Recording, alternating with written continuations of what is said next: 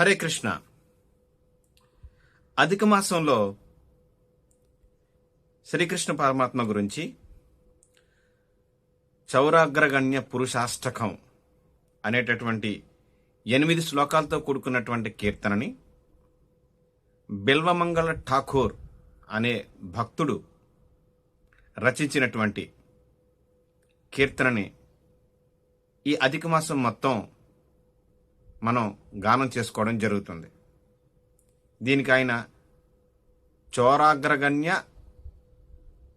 పురుషాష్టకం అని పేరు లిఖింపచేశారు.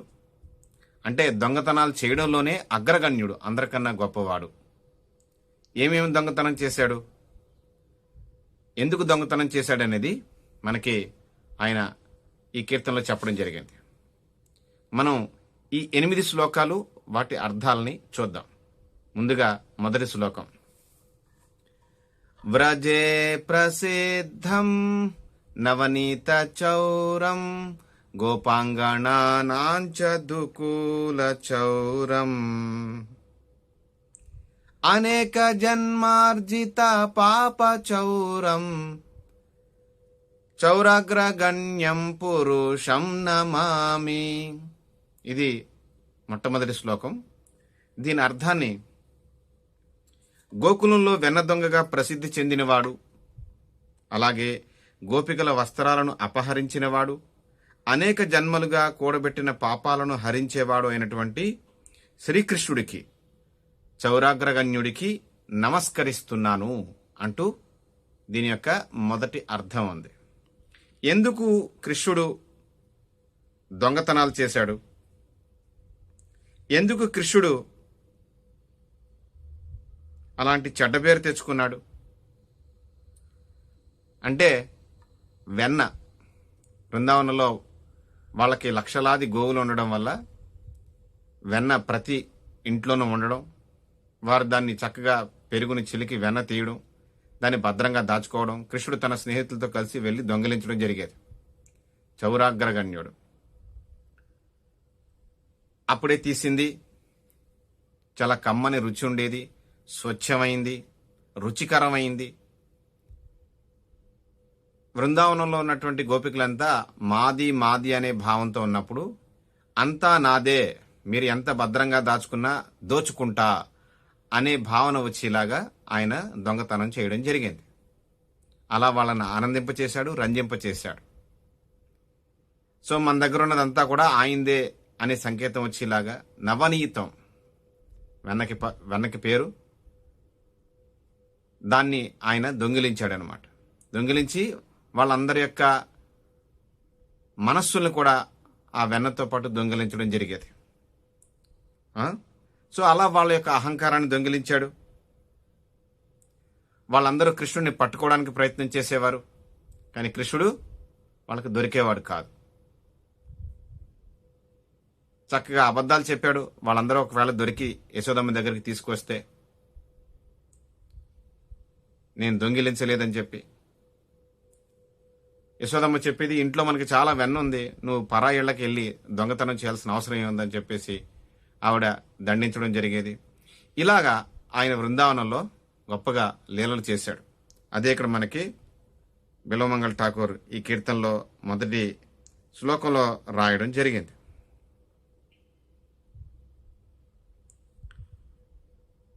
ఎన్నెన్నో జన్మల పాపాలను కూడా హరించేవాడు, అనేక జన్మార్జిత పాప చౌరం. మన ఆత్మ శ్రీకృష్ణ పరమాత్మ నుంచి ఈ భౌతిక ప్రపంచానికి వచ్చి 84 లక్షల శరీరాల్లో ఎన్నెన్ని శరీరాల్లో ఎంతంత కాలం తిరిగిందో మనకు తెలియదు. ఆయా శరీరాల్లో మనం చేసినటువంటి అనేక జన్మార్జిత పాప చౌరం, ఆ జన్మల్లో మనం చేసిన పాపాలన్నీ హరించేవాడైనటువంటి కృష్ణుడికి నేను నమస్కరిస్తున్నాను అంటూ మొదటి శ్లోకం చెప్పారు. ఇక రెండోది, శ్రీరాధికాయ హృదయస్య చౌరం నవాంబుదా శ్యామల కాంతి చౌరం పాదాశ్రితానాంచ సమస్త చౌరం చౌరాగ్రగణ్యం పురుషం నమామి. ఇక ఈ రెండో శ్లోకంలో శ్రీమతి రాధిక గారి హృదయాన్ని దోచుకున్నవాడు, అంటే రాధారాణి హృదయాన్ని దోచుకున్నవాడు, నూతన మేఘాల వంటి నల్లని కాంతిని దొంగిలించినవాడు, తన పాదాలను ఆశ్రయించిన భక్తుల సమస్త దుఃఖాల్ని పాపాల్ని హరించేవాడైనటువంటి కృష్ణుడికి నమస్కారం చేస్తున్నాను.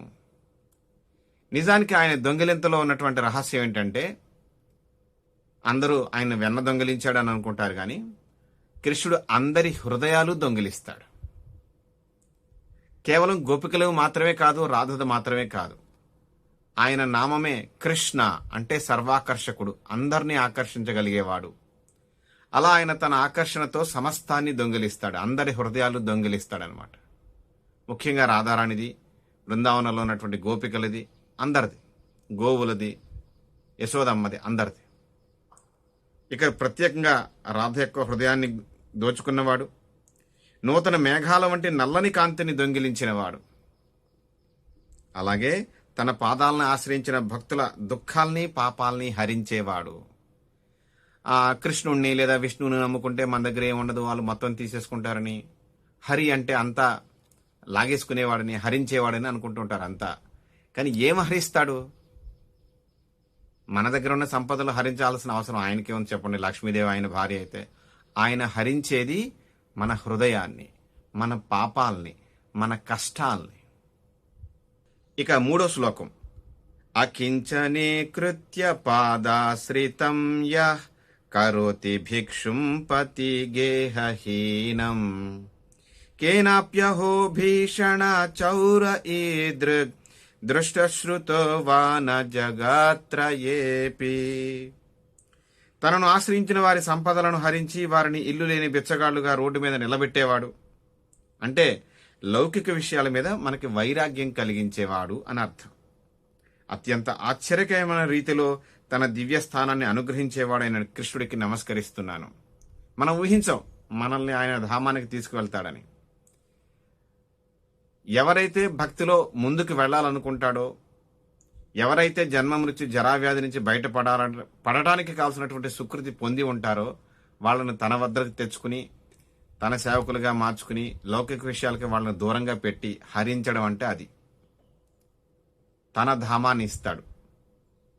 అంటే జన్మ మృత్యు జరావ్యాధి లేనటువంటి, పుట్టడం మరణం వ్యాధి ముసలితనం లేనటువంటి జీవితాన్ని ఇస్తాడు. చూడండి 4వ శ్లోకం చూడండి.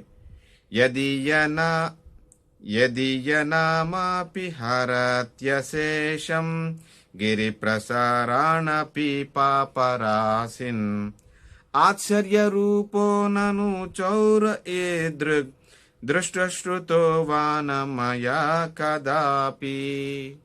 చూడండి, ఎవరి నామస్మరణ పర్వతాలంత ఎత్తైన పాప సమూహాలను సైతం పూర్తిగా నశింపజేస్తుందో, మనం కేవలం భగవంతుడి యొక్క నామాన్ని హరే కృష్ణ హరే కృష్ణ కృష్ణ కృష్ణ హరే హరే హరే రామ రామ రామ హరే హరే అని ఆయన నామాన్ని జపిస్తే చూడండి, పర్వతాలంత ఎత్తైన పాప సమూహాలను సైతం మనం చేసినవి నశింపచేసేది.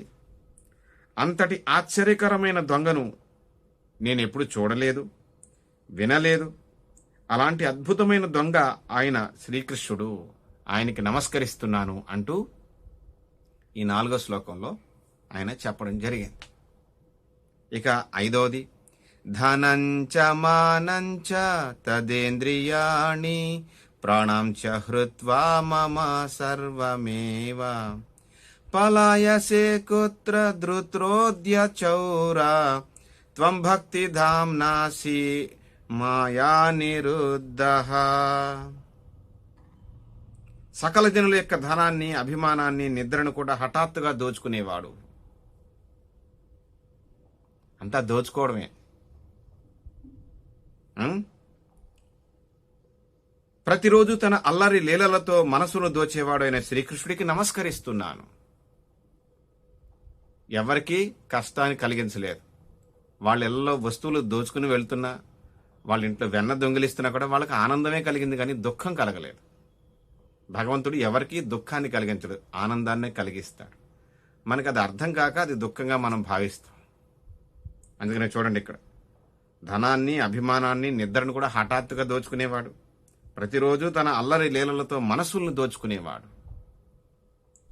సో దోచుకోవడం అంటే ప్రధానంగా హృదయాలు దోచుకోవడం. ఆయన ప్రత్యేకత అది. తన యొక్క లీలలతో ఉం? తన యొక్క సౌందర్యంతో, ఇలా తన యొక్క చక్కటి రూపంతో అందరి హృదయాల్ని దోచుకునేవాడు. 6వ శ్లోకం చూడండి. చినత్సి ఘోరం యమపాశబంధం భినత్సి భీమం భవపాశబంధం చినత్సి సర్వస్య సమస్త బంధం నైవాత్మనో భక్త కృతంతు బంధం. కౌమార వయస్సుతో, నల్లని మేఘాల ఛాయతో, చిత్రమైన దొంగతనాలతో బృందావనంలో సంచరిస్తూ మా హృదయాలను దోచుకున్న ఆ కృష్ణుడికి నమస్కరిస్తున్నాను. చూడండి, చక్కటి వయసుతోటి ఎప్పటికీ 16 ఏళ్ల దాకా కృష్ణుడి యొక్క ఎదుగుదల ఉంది మనకి భాగవతం ప్రకారం. తర్వాత కృష్ణుడి యొక్క వయసుకి పెరగలేదు. ఆయన 90 ఏళ్ల వయసులో ఉన్నప్పుడు, అర్జునుడితో కురుక్షేత్రంలో ఉన్నప్పుడు అదే యవ్వనంతో ఉన్నాడు. 125 సంవత్సరాలు ఈ భూమి మీద ఉన్నప్పుడు కూడా అదే యవ్వనంతో ఉన్నాడు. అందుకని ఆయన భగవంతుడు ఎప్పుడూ యవ్వనంగానే ఉంటాడు. నల్లని మేఘాల ఛాయతోటి, అంటే వర్షం కురిసే మేఘం రంగు ఆయన. అది నలుపు అంటానికి లేదు, నీలం అంటానికి లేదు. వర్షం కురిసే రంగు ఏ రకంగా ఉంటుందో ఆ రంగు ఛాయలో ఉంటాడు ఆయన. చిత్రమైన దొంగతనాలతో బృందావనంలో సంచరిస్తూ మా హృదయాలు దోచుకున్నటువంటి ఆ కృష్ణుడికి మేము నమస్కరిస్తున్నాము.